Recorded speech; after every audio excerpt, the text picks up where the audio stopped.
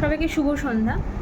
গতকাল ফেসবুকে একটা পোস্ট দেখতে পেয়েছি, সুপ্রিম কোর্ট থেকে বেরিয়েছে যে স্টে ডগদের যারা রাস্তায় যারা অবলা প্রাণী যারা আছে তাদেরকে কোনো railway station, platform, hospital, school এইসব প্রেমিসেসে তাদেরকে থাকতে দেবে না।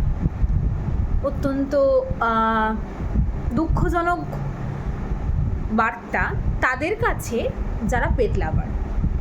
আমার একটা প্রশ্ন আছে, আমার একটা বলার বিষয় আছে। মানে আমি অনেকদিন ধরেই আমার এই কিছু মাস আগে যখন আবার এই অবলা প্রাণীদেরকে নিয়ে সোচ্চার হয়েছিলেন, আমাদের সুপ্রিম কোর্ট থেকে রায় দিয়েছিলেন তাদেরকে থাকতে দেবে না, তাদেরকে মেরে ফেলা হোক, তাদেরকে এই করা হোক, অনেক কিছু।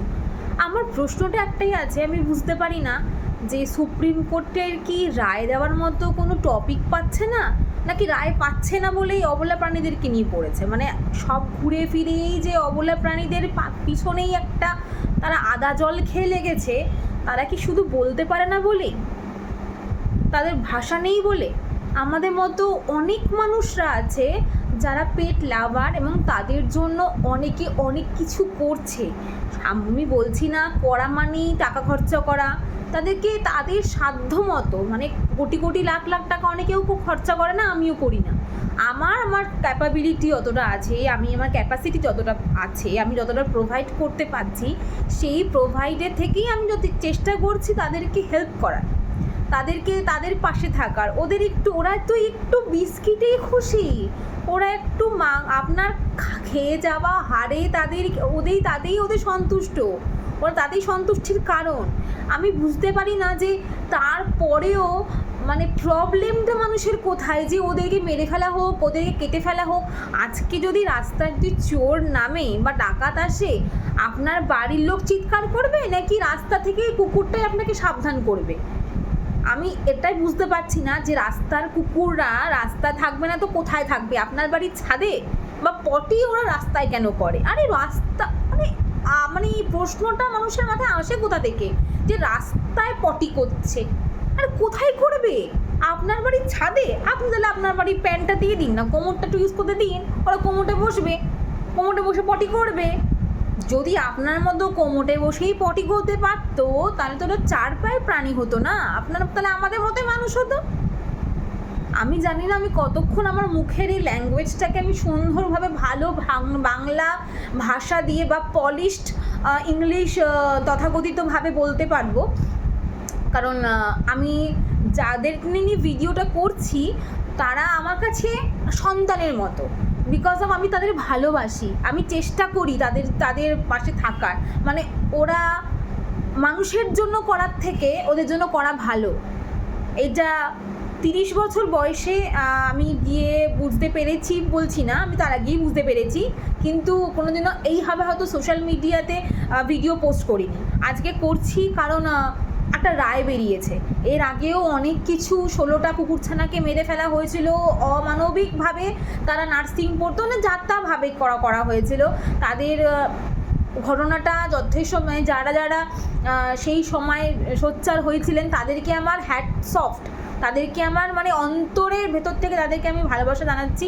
মানে তারা সত্যি বলছি, মানে আমি হয়তো রাস্তায় নেমে তাদের প্রতিবাদ করতে পারছি না, কিন্তু আমি সত্যি বলছি, মানে আমি চেষ্টা করি আজকে আমাদের যতটা আমার পাশে, আমার এরিয়াতে আমার কিছু বাচ্চা আছে যাদেরকে আমি ভালোবাসি, এবং আমি আমার মা দুজনে মিলে করার চেষ্টা করি আমাদের সামর্থ্য অনুযায়ী। আমার বাঘা আছে, ঝন্টু পাখি আছে, ছোটকা আছে, পাগু আছে, অনেকে আছে।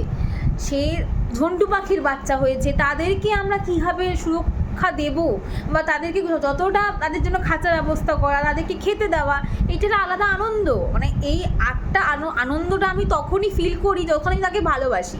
ভালো না বাসলে তুমি ফিল করতে পারবে না। আজকে গেটের একটা আওয়াজ পেলে ওরা যেভাবে তাকিয়ে থাকে, মানুষ তো খেয়ে দিয়ে চলে যাবে, নুন হয়নি, মাংস সেদ্ধ হয়নি, আলুটা দেয়নি, মানে নানা রকম মানে মন্তব্য তো মানুষের আছেই। আমার একটাই বক্তব্য যে কুকুররা আপনার কি ক্ষতি করেছে? মানে কুকুররা সুপ্রিম কোর্টের মানে রায় জজের বাড়িতে কিছু ক্ষতি করেছে, নাকি মানে মানে দুর্নীতি এটা একটু সুবিধা, বা কি বলবো, আমার ভাষা ঠিক মতো হয়তো সংযত থাকছেও না, তার জন্য আমি দুঃখিত, আমি সত্যিই দুঃখিত। কিন্তু প্লিজ প্লিজ এই অবলা প্রাণীদের নিয়ে বলা বা রায় দেওয়া একটু বন্ধ হলে ভালো হয়। ওরা রাস্তার বাচ্চা রাস্তায় থাকবে, ওরা আপনার বাড়ির ছাদে গিয়ে পটি করবে না, বা আপনার বাড়ির ছাদে ছেড়ে দেবে, ছাদে থাকবে না। আর আপনি ছাদটা ছেড়ে দিন বা আপনার বাড়িটা লিখে দিন, তাহলে রাস্তায় থাকবে না, এত রাস্তায় থাকবে না। না মানে আমি সত্যি বলছি, মানে আমি খুব মর্মাহত যে মানার হুঁশ যখন মানুষের থাকে না, তখন মানুষ এরকম একটা রায় দেয়। সত্যি মানুষের মানার হুঁশটা এখন আর নেই, যেটা প্রায় অবলা প্রাণীদের আছে। তো আমার একটাই ভিডিওটা করছি এই কারণেই, আপনাদেরকে বলার একটা উদ্দেশ্য যে প্লিজ প্লিজ প্লিজ এরকমভাবে ওদের পিছনে আদা জল খেয়ে পড়বেন না। ওরা আপনার কোনো ক্ষতি করেনি, উপকার বই তো অপকার তো আপনাকে করেনি, আর ওরা এমনি এমনি আপনাকে কি কামড়াবে না। আপনি এরা লেজে পাড়া দেবেন, সেই লেজটাতে আপনার তারপর চুমু খাবে এসে, এটা ভাবনাও ভুল। মানুষকে ছাড়ছে না তো ওরা ছাড়বে কেন? ওরা তো বলতে পারে না, তো ওরা সুরক্ষাটা নেবে না, ওরা প্রাণ রক্ষা নেই ওদের। আপনি এটা লেজে পটকা ফাটিয়ে দেবেন, সে পটকাটা ঘুরে যদি আপনাকে কামড়ায়, তখন ও তো কুকুরটা পাগল। আরে আপনি পাগল বলেই না ওর গায়ে পটকা ফাটাচ্ছেন। আপনার পেছনে যদি কেউ পটকা ফাটায় কেমন লাগবে আপনার? ভালো লাগবে কি? সেরকমই।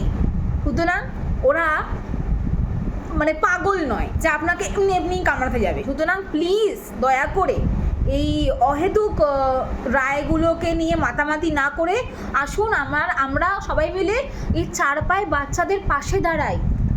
ওরা একটু বিস্কিটে খুশি, আপনার মতো লবস্টার, আপনার মতো 5 তারা হোটেলে ওরা খেতে চাইছে না।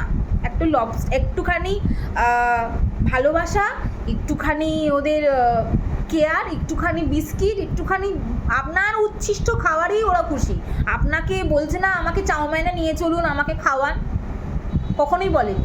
প্লিজ প্লিজ বিনীত অনুরোধ আপনাদের কাছে, আপনারা প্লিজ এই রায়তে কেউ সাপোর্ট না করে একটু বিরোধিতা করে বাচ্চাগুলোর পাশে থাকুন। আমি আমার ভিডিওটা এখানেই শেষ করছি। নমস্কার।